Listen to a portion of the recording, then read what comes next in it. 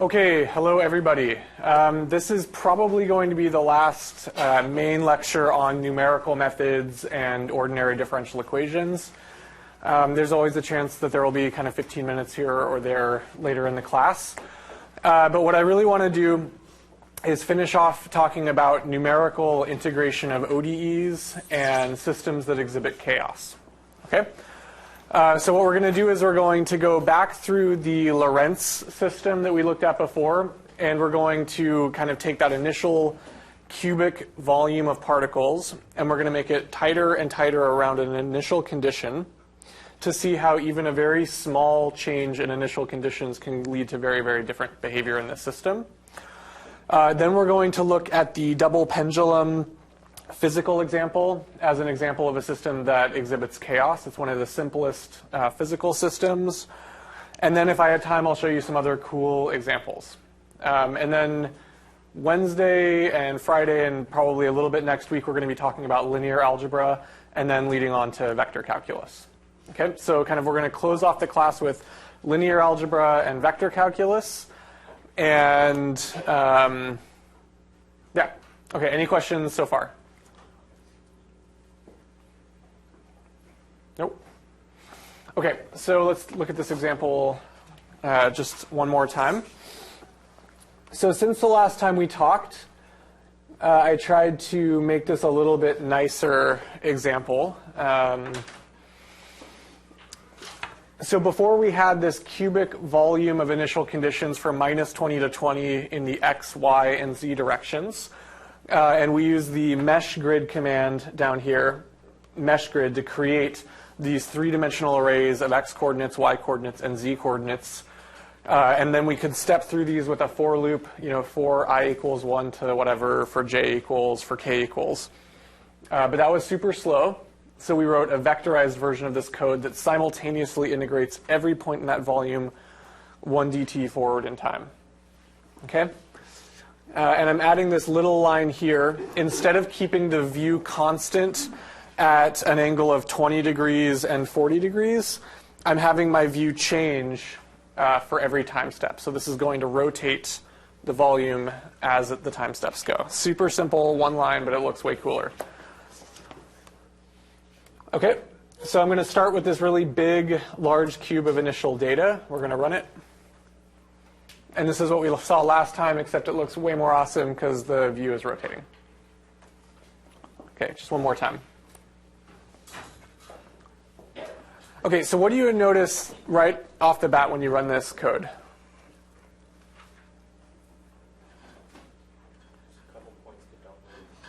Okay, there's a couple points that don't move. I think there is a fixed point in this system. What else do you notice?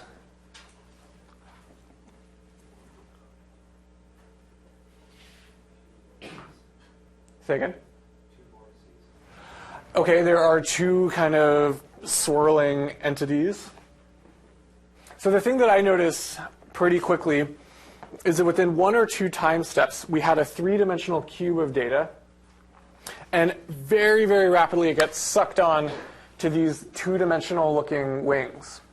Okay, so that's kind of an odd property of this system, that eventually everything gets attracted onto these very, very thin, almost two-dimensional looking structures.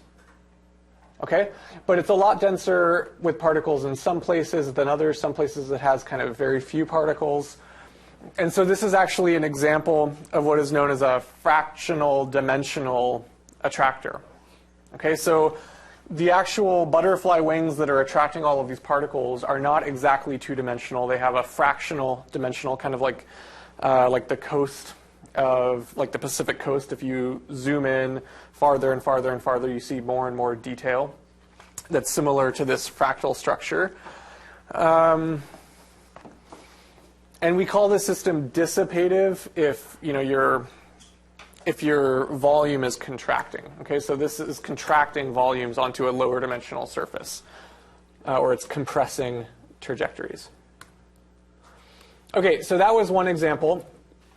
Now what I want to do is I want to start with a much smaller cube of data. So instead of minus 20 to 20 in every direction, I'm going to do minus 1 to 1. in every direction, and I'm going to start around that initial condition that we used earlier, minus 8, 827. This was kind of the initial condition that we were looking at a couple lectures ago. Okay, so if I just run this part, we see this is my initial cube of data.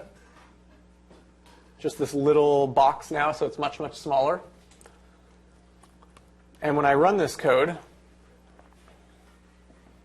you see that this little box very rapidly gets stretched and folded and stretched and folded, and it gets pulled like taffy until eventually it would cover the entire two-dimensional butterfly attractor.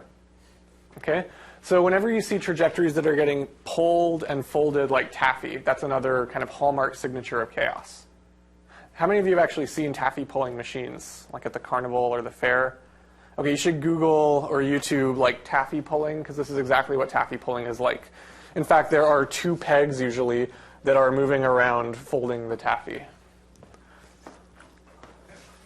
And there's actually a really great mathematician at the University of Wisconsin who studies chaos and like bread making machines and taffy pulling machines. And he's found the optimal way of pulling taffy or folding bread based on chaos mixing. Okay, so that was the second example with a smaller cube of data. So finally, we're going to take an even tinier cube of data. So instead of minus 1 to 1, we're going to do minus 0.1 to 0.1. So this is a really minuscule little point, red point of data. You can barely see it. It's right here. Okay, and we're going to do the same thing. We're going to run this through our integrator for about 5 time units.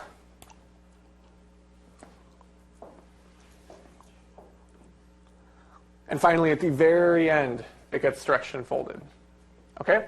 So there's a few things to note here. First of all is trajectories get folded and stretched by this chaotic system. So if you wrote down the equations of this and you looked at the origin, you'd find that that origin was a saddle point. Okay, so the saddle point has an unstable direction where trajectories are getting stretched in that unstable direction, but then they're getting attracted in other directions and stretched again and attracted and stretched again. And the tighter I start my initial conditions, the longer my trajectories stay together. Right? The smaller I made this cube, the longer my initial conditions stayed together, but eventually they always stretched and fold, and they'll always eventually exponentially separate from any initial condition. Okay, are there any questions about this example?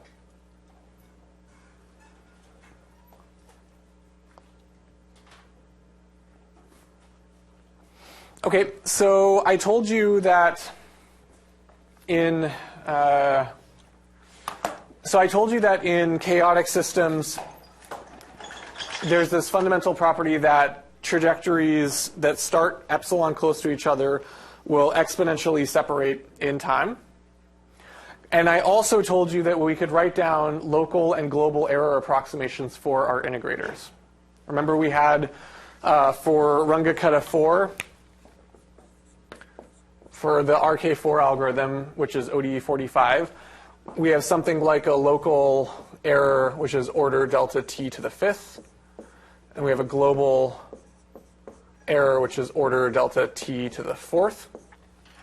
Okay?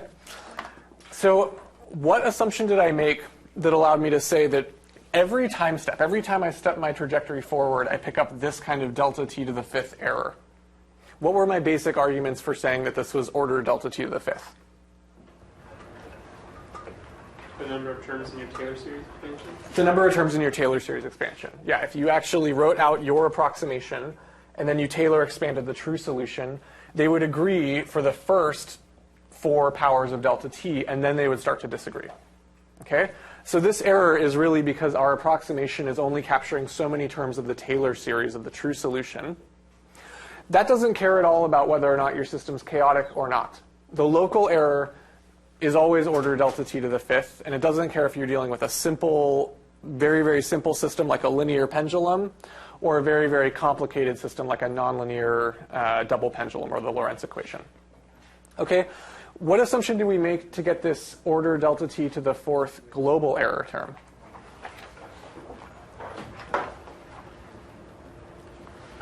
So the global error was always 1 power of delta t smaller than the local error. Why was that?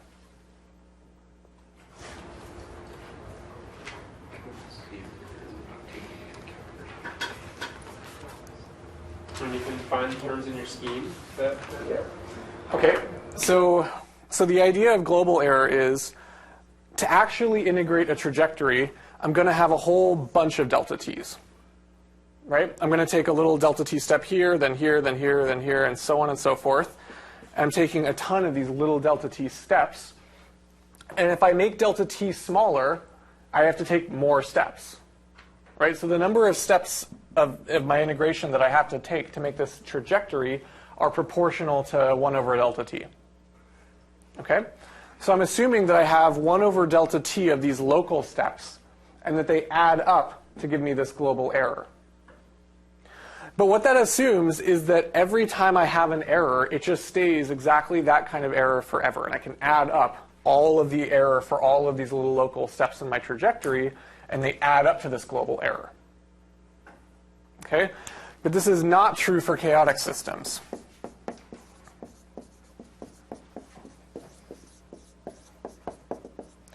Any ideas why this global error notion doesn't work for chaotic systems?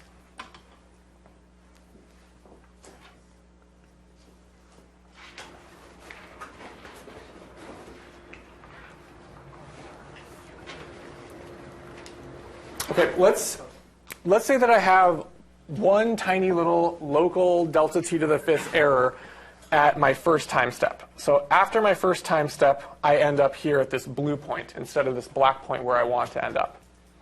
And now, from now on, let's assume that I never have any error introduced ever again. So I introduce one tiny little delta t to the 5th error, but I never, from now on, my integration is perfect. What happens in a chaotic system? Right, this little epsilon error grows exponentially in forward time. Right, this is like a different initial condition, and these trajectories are going to grow farther and farther apart exponentially, at least for a short time forward in time. So the problem with integrating chaotic systems is that every single one of these little tiny, tiny epsilon errors gets magnified exponentially in forward time because of the chaos of the system. Any change in initial conditions, even from numerical error, is going to cause those trajectories to go to totally different places. So this little epsilon error gets multiplied by e to some lambda t, where lambda is a positive number. And this lambda is called the Lyapunov exponent. Lyapunov is one of the most controversially spelled names in all of physics.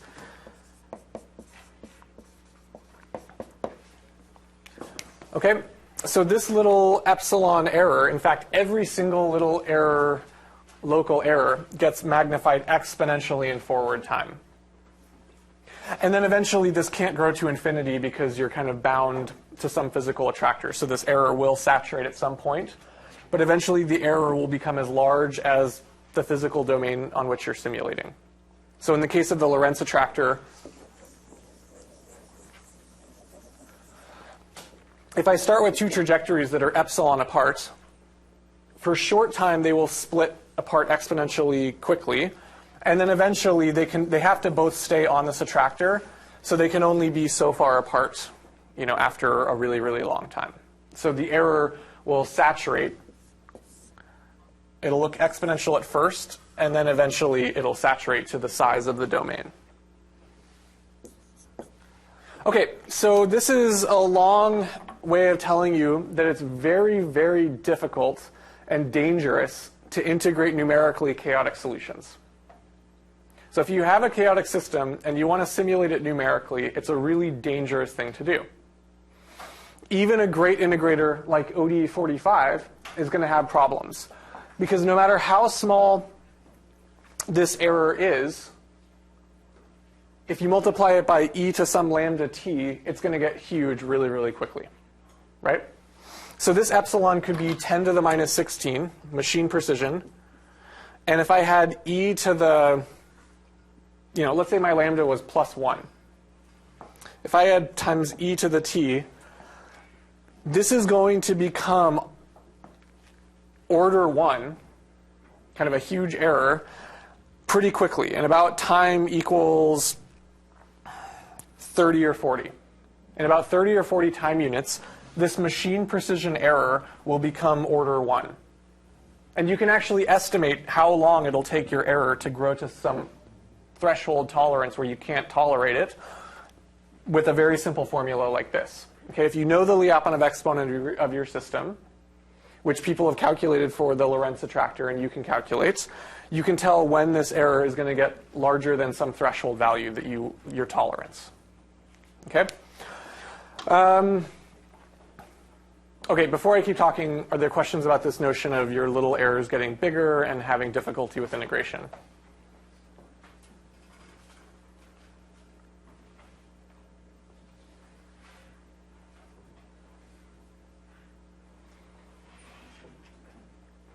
Well, so there's a natural question, which would be, what should I do when I have a chaotic system? Right? How do I actually control my error and make sure that I'm not doing something stupid? Because, like, very, very often people simulate chaotic systems one time and they plot the trajectory. Like, I mean, I just did this. I plotted the Lorenz trajectory and I told you this is the solution. But I didn't check the error and I didn't take my dt and cut it in half and I didn't do any smart things to try to check that this was actually where the solution goes. So the first thing you would do if you have a system and you think it might be chaotic is you can take your trajectory and you can cut your delta t in half and take twice as many time steps and see if you basically get the same answer. Okay? That's one way to see if your trajectory is correct or not. And what you'll usually find if you do this is, let's say I have some solution. I'm just going to draw this cartoon. Okay, let's say I have some solution that I've simulated in time. And if I cut my delta t in half, or maybe I cut it by a factor of 10, what I'll probably find is that it agrees really well for a long time, or for some time. But then no matter how well I cut my dt in half, it might start to do something different. Okay? And you could try to then cut that dt in half, and it might agree for a little bit longer, but then it's going to do something different. And you could cut that dt in half, and so on and so forth. And eventually, you can't cut your time step any smaller. Okay? So there is a fundamental time where if you integrate your chaotic solution for long enough in time, you don't actually, like, it's the wrong solution. Your numerical integrator is not actually capturing that trajectory. Okay? So you would cut your dt in half, and you would find that it agrees for some time, maybe to here. And you'd say, OK, this part of the trajectory is good, and the rest of the trajectory is probably bad. So what can I do in this case?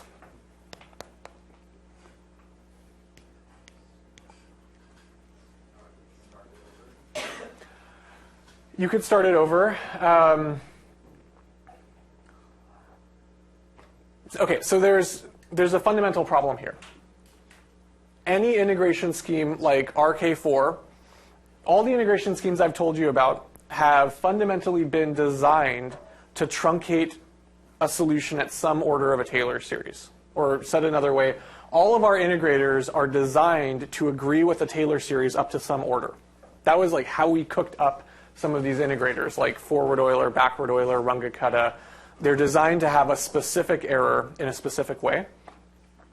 But it means that you always have those little order delta t errors that are magnifying exponentially. So there's no way you can possibly make one of these integrators so that it will simulate a chaotic system well, because any tiny, tiny epsilon error is going to get exponentially multiplied.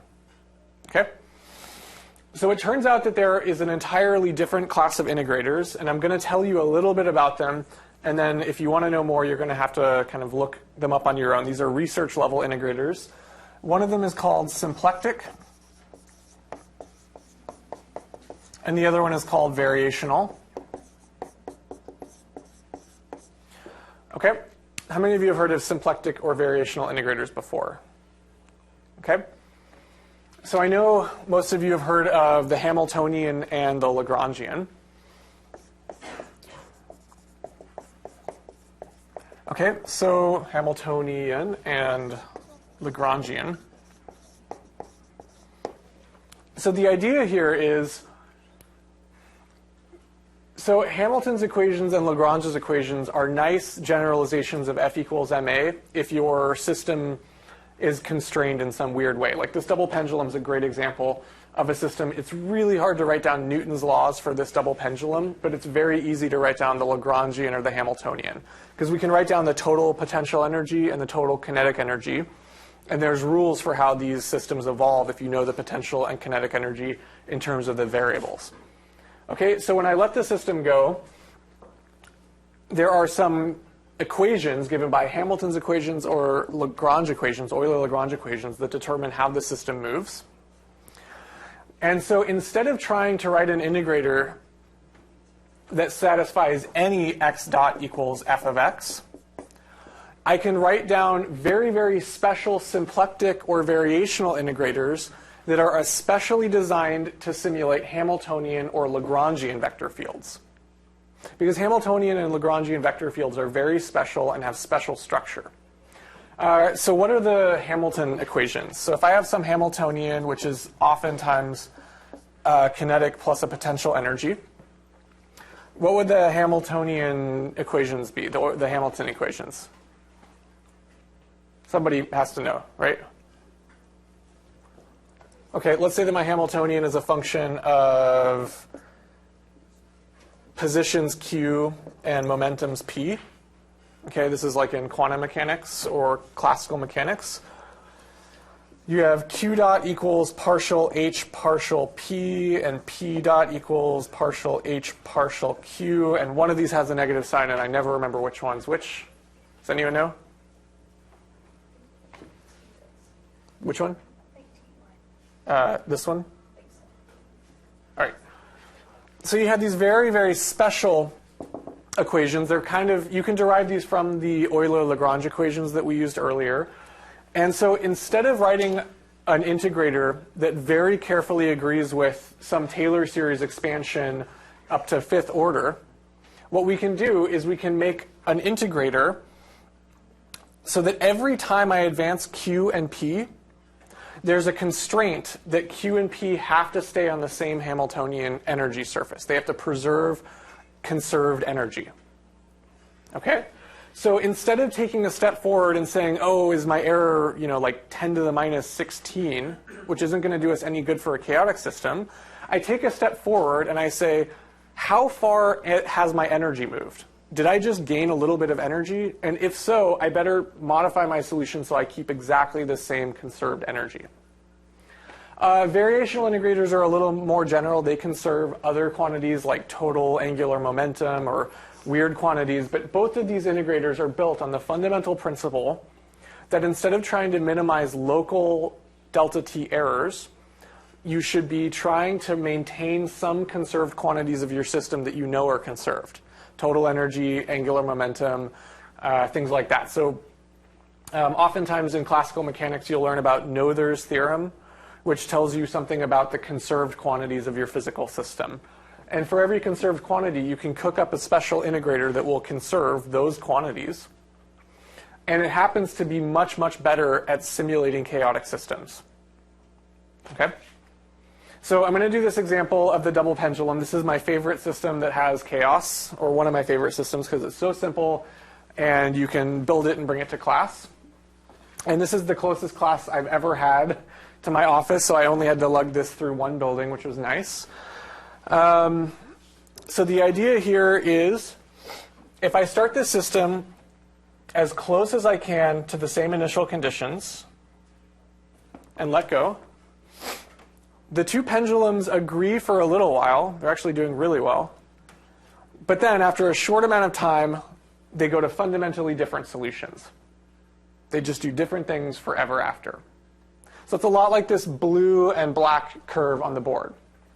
Okay? I'm going to start it again. So I can start these. This is kind of the best initial condition because it's just low enough energy that they actually do agree. But it has enough energy that the chaos sets in pretty quickly. And so this is a real mechanical system. I want to get the point across that chaos is not just an artifact of numerics. It's not something that you have to worry about in numerics. Real physical systems, I mean, these are very tightly controlled, precisely machined double pendula with the same bearings, basically the same age. They've been sitting in the same room for a long time. And it's impossible to machine them and get the initial conditions so close to perfect that they agree forever. Okay, because any error in how they're made, in the fundamental equations, or in the initial conditions are going to grow exponentially in time. Now, if I wrote a numerical integrator, and I did this about 10 years ago for a project, if I wrote a numerical integrator to simulate these double pendula, if I used a fourth order Runge-Kutta scheme like ODE45, what you would find, so if I had the total energy in time, what should happen is that my energy should stay constant in time forever if I don't add any dissipation, right? In a numerical simulation, this is a conservative system. My energy should stay constant in time. What really happens with ODE45 is that I run this thing forward, and very quickly the energy starts to blow up to infinity. Because all of those little order delta t to the fifth local errors were not chosen cleverly, and they add a bias that keeps increasing and increasing and increasing the energy until very, very quickly there's no physical meaning to my system. My numerical solution just doesn't mean anything because the energy is so high I can't compare it to my original system. But a variational or a symplectic integrator, so if I wrote down my equations in Hamiltonian form or in Euler-Lagrange form, and I wrote a discrete integrator that preserved either the Lagrangian or the Hamiltonian, I would get a solution that basically kind of hovers around this same amount of energy forever. Just tiny, tiny, tiny little machine perturbations about that energy. And that solution is much better, and it's much easier to get converged trajectories that actually agree with your real chaotic system. So that's what we use for planetary simulations now, and fluid simulations, if you can afford it, are these fancy variational or symplectic integrators. There's lots of types. They're called leapfrog or Verlet or just symplectic. I'm not going to deride them. It's way too complicated, and it would be a whole class in kind of Lagrangian and Hamiltonian mechanics to get to some of these integrators. But you should be aware, if you're ever simulating a system and you really need to know very precisely what the system is doing, like in a planetary motion scenario, first of all, ODE45 is not going to work well. And second of all, there are alternatives that are based on actually maintaining conserved quantities of your system. Okay? Yeah. For real systems like the planetary system, if you didn't have access to those, could you also use like prototype methods, like I don't know, simulate out for a day, say, and then take new measurements off the actual system partway through, and then start the simulation there? So if you're trying to simulate, okay, so that's a good question. The question is, if I was simulating a planetary motion system, why couldn't I just simulate them for a day, then take new measurements, and kind of repin my simulations to those measurements and then run them out again? That is exactly what we do in chaotic systems like weather and finance. So if you want to simulate the stock market, that's a crazy, chaotic, dynamical system, way more chaotic than the double pendulum or planetary motion. It's like super chaotic. And so the only thing you can really do is you start with some initial condition, you integrate the best model you have, and it starts to really deviate from the data very quickly, and then you repin your model to the measurements, and you start again, and you repin your model to the measurements, and you start again. So you could do this using something like a Kalman filter from control theory. That's a really nice way of simultaneously assimilating some model prediction that's wrong, we know it's wrong, and some measurements that also probably have error. For a planetary motion system, we want to know what's going to happen hundreds of years from now, because we want to know if there's going to be a big asteroid that's going to wipe out Earth 100 years from now, because maybe we could try to do something about it if we knew it far enough in advance. So it doesn't really help us to pin the measurements 50 years from now, or 90 years from now, or 100 years from now. So we really need an accurate simulation that will go as far out in time as possible. That's also what we're looking for with climate models. I mean, right now, you can't wait 10 years to pin your climate model and see, was it good, or did my data deviate? And our best climate models right now are really not very good, and they have huge deviation in just about 40 or 50 years. So getting better high-fidelity simulations. The problem with weather and climate models is we don't actually have the right equations. It's not an initial condition problem. We don't have the right fundamental physics built into the model. We don't know what the effect of clouds are. We don't know if they're positive or negative feedback in some cases. Okay, so I just spent 30 minutes really ragging on ODE 45. So at the end of this, you probably think ODE 45 sucks and we should never use it. That's not true. ODE 45 is a great all-purpose integrator. Lots of systems you simulate are not going to have a ton of chaos. If you want to simulate the trajectory of a baseball, not a super chaotic system. So lots and lots of systems you would try ODE 45, but you should always make sure that if you cut your DT in half, you get the same trajectory. That's just a common sense thing to do. That's called convergence checking.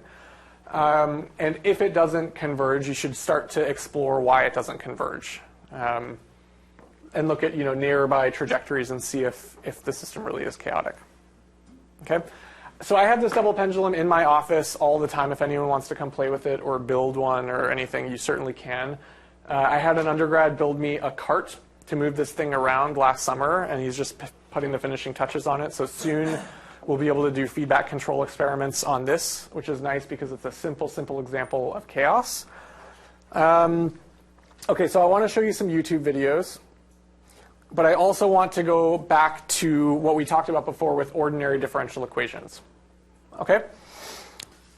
So I don't remember what the equations for this double pendulum are, but they're relatively simple to derive with Euler-Lagrange, with a Lagrangian, and then the Euler-Lagrange equations. And I think we maybe did it. But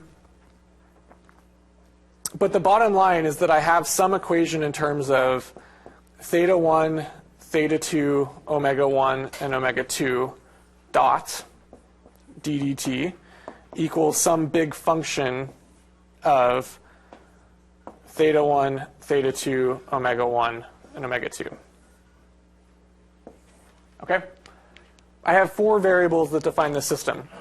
I have the angle of the bottom pendulum, that's theta 1, and its velocity, omega dot.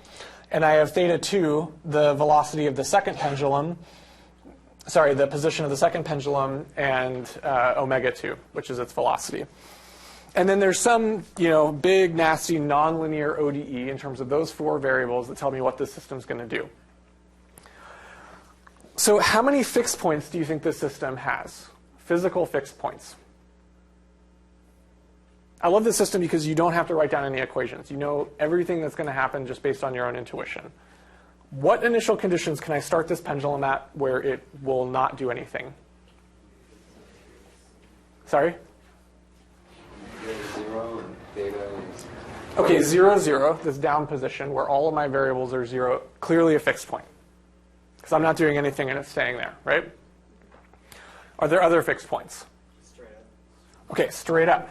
Pi, pi. If I could perfectly balance this in a vacuum, this would probably stay perfectly vertical, at least for a little while, right? Nominally, this is a fixed point, but it's an unstable fixed point because if I perturb it even a tiny epsilon and I let it go, then it goes completely away from that fixed point. And with friction, it'll eventually go to the pendulum down solution. So that's the only stable fixed point. Okay, but there are 2 other fixed points. What are they? Balance each other out. It turns out there's none that have that, actually. There are things called periodic orbits where that will happen, but there are no fixed points. Yeah? Yeah, okay, so the down up, like this. So can everyone see? Is it on the TV screens? Yeah. Okay, so for the down up, the black pendulum, the kind of big pendulum, is stable, right? This is kind of like a normal stable pendulum motion. But the blue pendulum is unstable. Okay, so this is a classic example of before we had talked about saddles and centers. Well, this system has a center direction. The black direction is a center direction, and the blue direction is a saddle direction. So even having one saddle direction makes the system unstable, so that when you let it go, it does something else, and it eventually goes to the pendulum down solution. And the other unstable solution is the up-down configuration. Now the blue pendulum is the center direction, and the black pendulum is the saddle direction. Okay? So there's this fundamental geometric interpretation of what's happening to this system, where the motion of this pendulum is mediated by these saddle points and center points and fixed points. I told you the system is chaotic. But if I start it with low enough energy near the stable fixed point, so if I start both of them like this, there's no chaos at all. They just do the same thing forever until they die out. Okay? So you need to have energy large enough that you're kind of above the energy of one of those saddle points. Those, like you need energy above this saddle point to really have bad chaos. Okay? And the other great thing about this pendulum system is that the equations for this pendulum are almost identical to the equations of the three-body problem. Seems completely bizarre and weird. But I told you before that if you had the Sun and Jupiter, then you have these fixed points here. And you have these energetically forbidden regions where your asteroid can't be. And it turns out that these fixed points are mathematically exactly like the down-up pendulum configurations. Two of the directions of this system are center directions. If you linearize the equations, you would get two conjugate pairs of imaginary eigenvalues that are centers, and you would get one direction that's a saddle, just like in this pendulum system. And so the reason that I want to study control of the double pendulum, the reason we're putting this thing on a cart, is so that we can essentially give it very, very energy efficient control to swing it up to the pendulum up solution or to the down up solution. Because if we learn how to control this complex chaotic system in a low energy way, then we learn how to develop space mission designs to control this system in an energy efficient way. And people are already doing this. So there are a series of missions to explore Jupiter's icy moons called the Jupiter Icy Moon Orbiter, JIMO mission. The US canceled this program and the Europeans picked it up, and now it's called JUICY. So JUICY will orbit the Jupiter icy moons soon. And it's essentially based on control of a system that has nearly identical equations to this double pendulum. Very hard to simulate because it's chaotic. And so they use things like symplectic and variational integrators to simulate these trajectories, because they want to know what's going to happen months and even years from now. Okay, any questions about the pendulum or the planets before we go to YouTube? Yeah? You said that these symplectic and variational methods assume fixed properties. It seems like you can only be accurate in a closed system. And if you're simulating an open chaotic system that a small outside force could ruin those features. Right, so small, so that's a really good point. These symplectic and variational integrators are assuming that you actually know the equations really well. The Hamiltonian or the Lagrangian are kind of perfect, and if you could just simulate those perfectly, you get the solution. That's not going to be true for this pendulum. I won't be able to get a physical solution because the air resistance and vibrations and friction in the bearings are things that I can't model. And modeling those equations better is not going to help me. The planetary motion is a great example where, like, really these are huge planetary bodies. We know their masses and moments extremely well. And they're so large that perturbations are small. Anything we don't know is kind of infinitesimal compared to how big Jupiter is. So if we know Jupiter and the Sun and Saturn, and we know all the primary bodies, and we know the equations of motion, then we can theoretically predict this for thousands of years accurately because the perturbations are small enough. Yeah, but that's a really good point. Okay, so just a couple of YouTube videos that I love to show with double pendula, because they're pretty cool.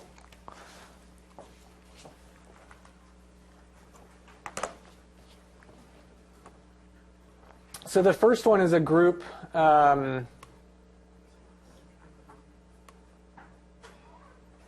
in TU Vienna that has actually built a controller to stabilize the double pendulum.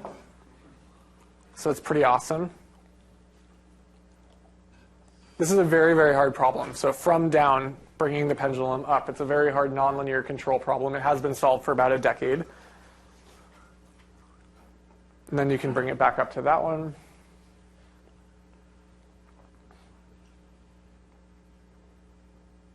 And up to the top. So this might look really esoteric, but it's actually has a very huge range of applied uses for this kind of control. So for example, the down position is a lot like a gantry crane. And gantry crane swings is something that's really important to minimize in industrial settings.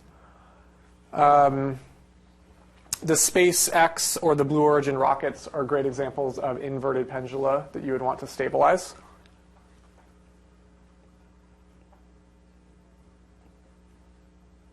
So I called the company that made this swing up pendulum setup, and they charged some ridiculous amount of money, like $30,000. So I had an undergrad build one for $2,000.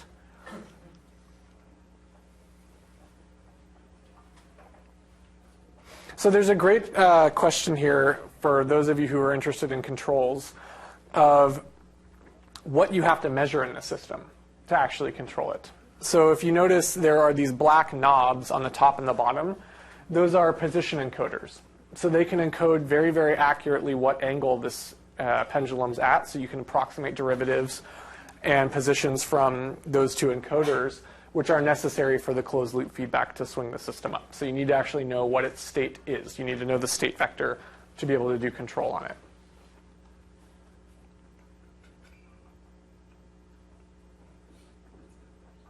Okay, this just keeps going on. Okay,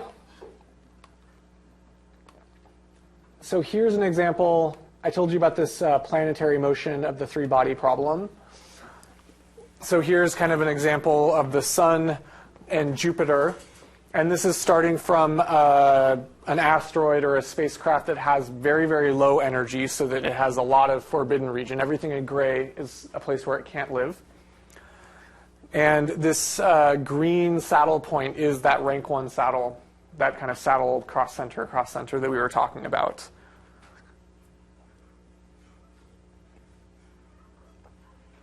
And I think there's one where they have this thing in the rotating frame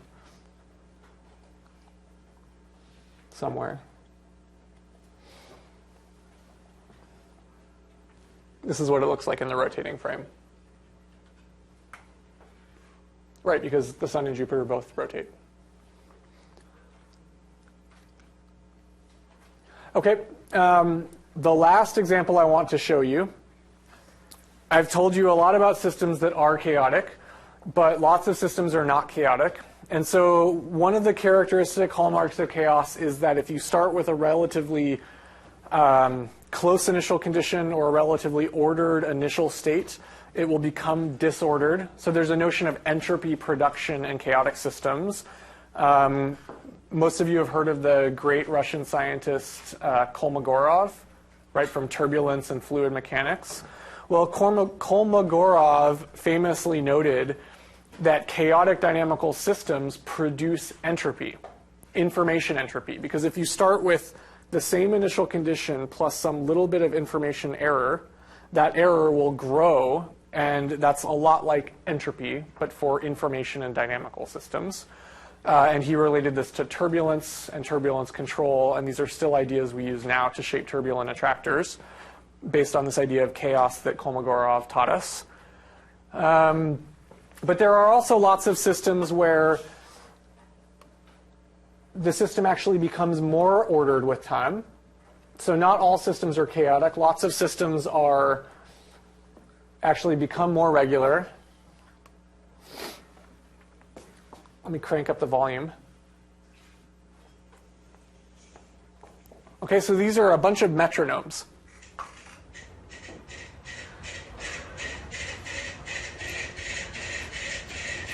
And notice that they're on a table that's swaying a little. So it's a really flexible table.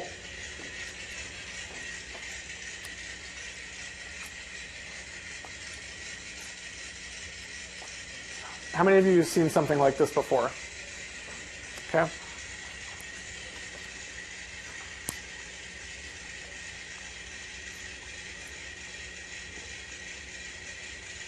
So we're just going to watch for a couple of minutes because this gets really, really interesting.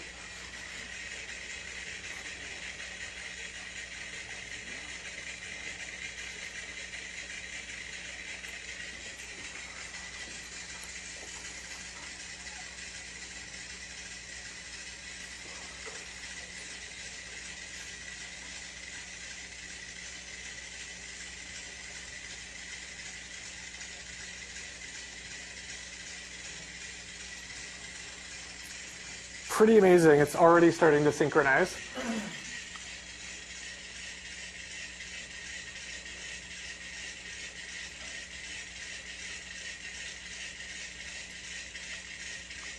It's just getting better and better.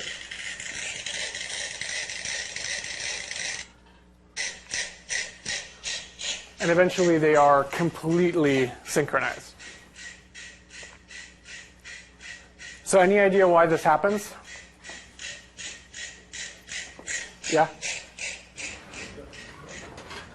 Well, that table seems like it's on springs or something. So it's kind of responding to it. So the table is allowed to move. So you can actually reproduce this at home really easily. You can take 2 cans of Coke and a plank of wood. And if you put 2 or 3 metronomes on that, they will synchronize.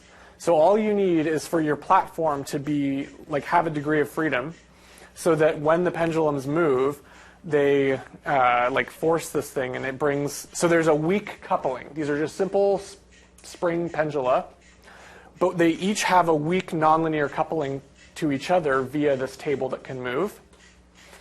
And so you actually get this great synchronization event.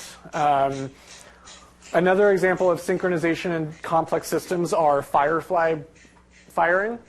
So there are large groups of fireflies that will actually synchronize and start to strobe together, which is kind of amazing. All of the behaviors here that predict either regular motion or chaotic motion live inside of the ordinary differential equation for the system. So you really could tell what's happening here based on this nonlinear ODE, what the coupling looks like. There's a lot more here. There's essentially a whole field called dynamical systems.